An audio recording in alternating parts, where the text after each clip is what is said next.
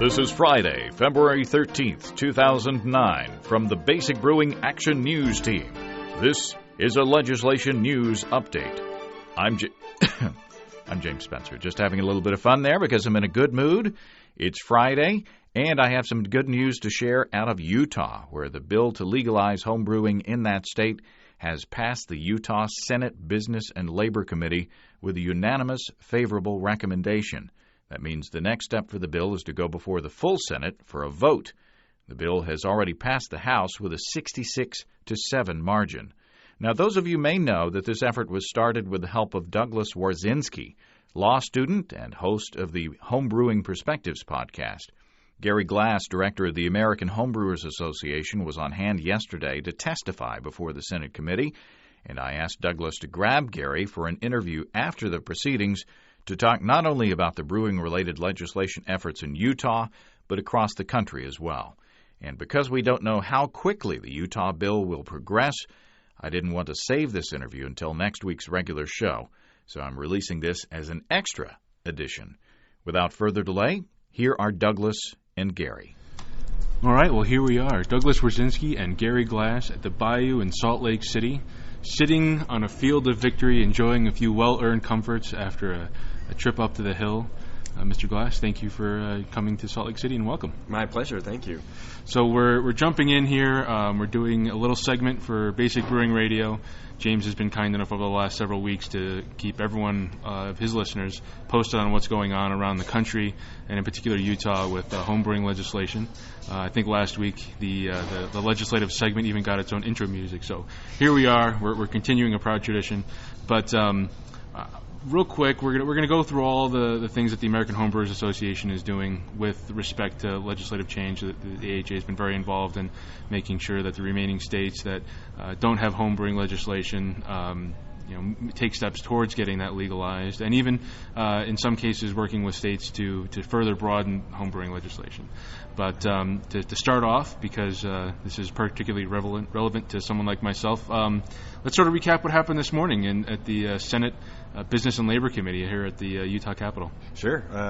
We attended the Senate Committee on Business and Labor as they debated the House Bill 51, which would legalize homebrewing in the state of Utah, essentially create an exemption for having to get a license to manufacture alcohol. And it went very well. Ended up passing committee unanimously. Yep. I had an opportunity to testify on behalf of the bill, and I was very excited to do so. I can't think of anything really more important for me as director of the American Homebrewers Association than being working on behalf of America's homebrewers to make sure that they can homebrew lawfully. Very cool. And it should be said that the meetings that have been held this year with respect to this particular bill have not been softballs by any stretch of the imagination. I think that the questions that have been lobbed at our Representative Christine Johnson, the sponsor of the bill, yourself, as well as Mark Alston, the owner of the Beer Nut and the Bayou, a place we're enjoying right now, and I think the astute answers to some very tough questions played a crucial role in making sure that we turned over some votes. And in all cases, I think that we have a very low baseline of knowledge with respect to the beer and brewing at home. And what my impression has been that in many cases we've had to educate some of these legislators from the ground up. Not only answer some questions about homebrewing and what homebrewers espouse, but starting from the very beginning about, well, what is beer, how is it made, what are its contents. And you certainly fielded a couple of tough questions today. I think that in reflection, if anyone is particularly interested in some sample really hard questions and some of the good answers, fortunately the Utah legislature posts the MP3s of all the business and all the Senate committee meetings. So those are good samples for anyone that's thinking about helping legalize homebrewing in their own state. But why don't you, speaking of which, why don't you run us through some of the other states and tell us what the American Homebrewers Association has been doing to help other homebrewers around the country? Okay. Well, the other states where it's not currently legal to homebrew would be Alabama, Oklahoma, Mississippi, and Kentucky. We do have an effort in Alabama at the moment to get a bill introduced to legalize homebrewing. There was a bill last year in Alabama that passed committee but never made it to a vote. I believe it was introduced in I can't remember if it was a Senate bill or a House bill, but it never did get introduced on the floor, unfortunately. And at the time, that was being supported by the Free the Hops organization that's working primarily on increasing the allowable alcohol by volume in beer sold in Alabama.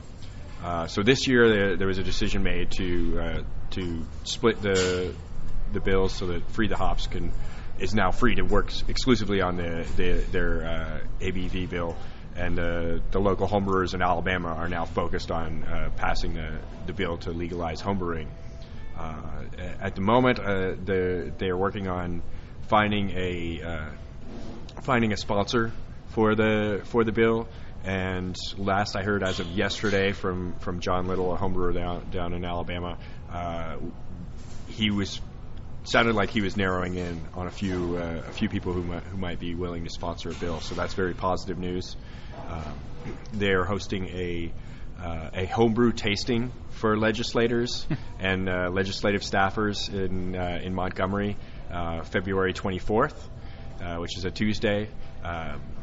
That might sound unusual, given that homebrew is technically illegal in the state of Alabama, but it's actually not without precedent. In fact, last year the Free the Hops organization hosted a beer tasting involving beers that were not actually legally for sale, so therefore were in the state illegally. And they had several of the legislators attend and partake, and the homebrewers actually set up a table there, and apparently it was one of the more popular booths. So there has been a little bit of exposure for Alabama legislators to homebrew now, and hopefully next week with the legislative tasting, we'll get even more support for that bill. In a state like Alabama, as with Utah, it's really about educating, because a lot of these people have either never touched a drop of alcohol in their life. They have visions of prohibition era moonshining and bathroom gin, and so we have a long way to go in terms of getting across who homebrewers are. But I think once we do that, the chances for success are very good, and really a key component of that is when we have homebrewers actually contacting their legislators. I mean, that's the single most important thing that's going to sway a legislator who might be concerned about constituents that may be anti-alcohol, that they feel like they have to be nervous about anything passing anything alcohol related. But if they're getting those calls, that tells them that they have constituents who actually back this bill. Right. Yeah, I absolutely agree. In fact, I've had an opportunity to be present at all the committee meetings that this bill has experienced, both this year and last year. And I must say, this year in particular, I think we're pretty well organized this year, and with great help with the American Homebrewers Association, that at least one, if not several, legislators at every meeting have commented publicly that they had no idea how many homebrewers were in their district. And some people, it would seem, went so far as to send very detailed instructions on the process. Legislators all of a sudden felt that they had known more about making beer that they had ever intended on. But it worked out very well. And just sort of bringing things back to Utah quickly, the result, I should probably mention, was a unanimous favorable recommendation out of the Senate committee. That means we are one step closer, pretty much one vote away from legal brewing here in Utah. Certainly not an assured win, but the mind changing that took place at this particular committee meeting, I think, was very positive in respect to getting this bill passed. One of the senators who I've commented before voted against the bill at the interim committee meeting was one of the ones that was levying some pretty tough questions at this morning's meeting, and in the end voted in favor of the bill. And I was very much impressed that homebrewers have once again, through contacting their legislators, making an impression, and getting involved in local government. I mean, that's another thing that struck me very much, is that at all the meetings, we've always had multiple homebrewers that just responded to the call, not only to contact their legislators, but to come in, get involved in local government, and I think it's actually quite fun. And I've learned more about what it takes to pass a law than I've ever known. I mean, thus far in life, I've only watched the Schoolhouse Rocks, bill, and I didn't really know much about the process. And I think it's valuable for people that really want to see a change in their local government, particularly with respect to homebrewing, get involved. So that sort of ties together what we were talking about with new legalization. Is that right? Right. Now, do you have any experience with the AHA helping states expand their homebrewing laws? Well, currently in Washington, we have a bill that would expand what can be done with homebrew. Right now, in Washington State, it is legal to brew at home, but essentially illegal to do anything with it outside of the home other than enter it into competition. It specifically states that removing from the home is only permissible for serving in 1 gallon proportions to 2 judges. Okay. So essentially that would say that you couldn't bring homebrew to a homebrew club meeting and serve it. You couldn't have the AHA could not host its National Homebrewers Conference in the state of Washington under the current laws. And so as a result, the Washington homebrewers have formed, the various clubs throughout Washington have formed the Washington Homebrewers Association, which is kind of like a state equivalent to what the AHA is to nationally for homebrewers. So they've kind of united all of the homebrew clubs under the Washington Homebrewers Association. And if you can check it out at WashingtonHomebrewers.org. It's very quite impressive. They've got a very good website that they've put together, and it's a way for them to coordinate all kinds of things like homebrew competitions. But essentially, this got started out of a desire to change the Washington laws, and it's been very successful so far. The bill that they introduced has cleared the Senate committee that it was assigned to, and has now just cleared the Rules Committee in the Senate, which means it will be assigned to it will be given a date for a vote. And as of yet, I don't think. As of yesterday, when the last I checked, it had not been assigned to a specific date to go for a vote, but it could happen any time now. So it could be happening today, it could be happening tomorrow. But we've been sending out the Washington Homebrewers Association has requested us to send out messages to all the AHA members, and we've been doing that. And so much like in Utah, those contacts that homebrewers are making with their legislators is having a big impact. That's why it's gotten as far as it has. Right. And so I think that's, we talked a little bit about it, but I just want to reiterate. For example, for me, I've been director of the AHA for a little over 3 years now.